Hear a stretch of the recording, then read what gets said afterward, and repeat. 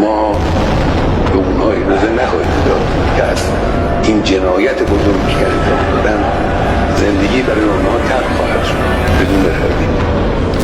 Jika kalian pikir si Rael itu kuat dan hebat, sungguh kalian salah total. Dan tahu nggak kalian, kenapa banyak negara Arab diam aja? Baginda Nabi Muhammad pernah bersabda, nanti di akhir zaman umat Islam menjadi mayoritas di muka bumi. Mereka banyak tapi nggak bersatu untuk membela saudaranya yang dizolimi Zionis. Karena mereka mengidap penyakit wahan, yaitu penyakit takut mati dan cinta dunia. Hubbud dunya wa karohiyatul maut, itulah ciri-ciri umat baginda Nabi Muhammad di akhir zaman. Sedangkan Iran berdiri di garis depan, jihad fisabilillah diikrarkan. Menjadi syahid adalah tujuan, demi tegaknya kehormatan dan keadilan. Mereka lupa Iran itu siapa, adalah bangsa Persia yang paling ahli strategi perang. Dari zaman nenek moyang mereka, pernah menaklukkan Yunani hingga Romawi.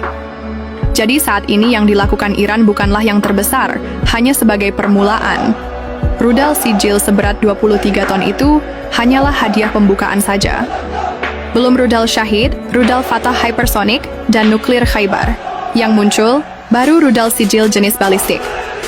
Iron Dome yang katanya paling canggih sedunia, tembus dengan sangat mudahnya. Iran sedang menunggu dan mancing, biang keroknya supaya bergabung dengan musuh, biar mudah menghancurkannya sekalian dalam satu serangan aja. Saya yakin kalian pasti paham, siapa aja ketiga negara yang menyuplai uang, senjata, dan obat-obatan buat bangsa setan. Namun di belakang Iran, sudah standby 3 malaikat pelindung, yaitu Korea Utara, Rusia, dan Cina yang sudah siap meluncurkan rudalnya. Jikalau ketiga negara ikut menyerbu Iran, yaitu Mamarika, Papanggris, dan Opancis, Iranian atau Persian tak mengenal mundur dalam perang.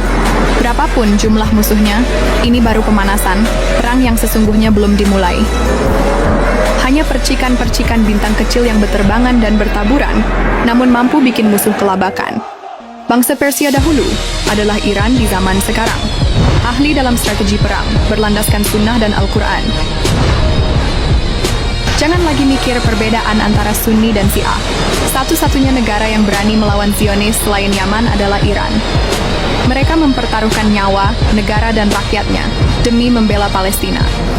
Nah, jadi, jangan pandang sebelah mata kepada mereka. Sadarlah kita ini siapa. Selama masih Allah Tuhannya, Nabi Muhammad adalah Rasulnya, satu syahadatnya, dan Al-Quran kitabnya, maka kita adalah sama. Jangan merasa paling pintar dan paling benar bicara tentang Sunni dan Syiah. Tapi bicaralah tentang kemanusiaan. Bayangkan jikalau keluarga kalian dizolim Zionis. Kira-kira apa yang akan kalian lakukan? Sedangkan Iran yang sekarang ini membela kemanusiaan dan keadilan secara global. Dengan target utama bukanlah Israel, tapi ketiga negara barat. Karena bagi Iran, bikin Israel rata dengan tanah sangatlah mudah. Tapi banyak juga negara-negara Islam yang gak suka sama Iran, yang tak lain dan tak bukan karena propaganda barat mereka telan mentah-mentah. Dari adu domba hingga memecah belah umat Islam, contohnya Islam dibagi jadi 2 antar Sunni dan Syiah. Hal ini sukses bikin mereka bermusuhan, dari sejak zaman Khalifah Sayyidina Ali hingga sampai zaman ini. Yang memprovokasi adalah Yahudi dari Bani Israel. Mereka tahu Islam tidak mungkin bisa ditaklukkan, kecuali oleh umat Islam itu sendiri. Maka provokasi, propaganda, fitnah, dan adu domba adalah senjata andalan mereka. Itulah yang disebut dengan divide et impera. Nggak bakal berani face-to-face konfrontasi dengan umat Islam, karena mengetahui salah satu kekuatan umat Islam, yang nggak bisa ditembus oleh apapun, yaitu api jihad. Jikalau api jihad sudah membara, maka umat muslim nggak akan takut mati dan pantang menyerah. Ayo mari kita dukung Iran, karena Zionis laknatullah alaih. Semakin bahagia jika kita perang, saudara. Namun jika kita rukun sentosa, mereka akan menangis darah. Jadi, bisakah kita semua rukun dan bersahabat satu sama lainnya? Tulis pendapat kalian di kolom komentar.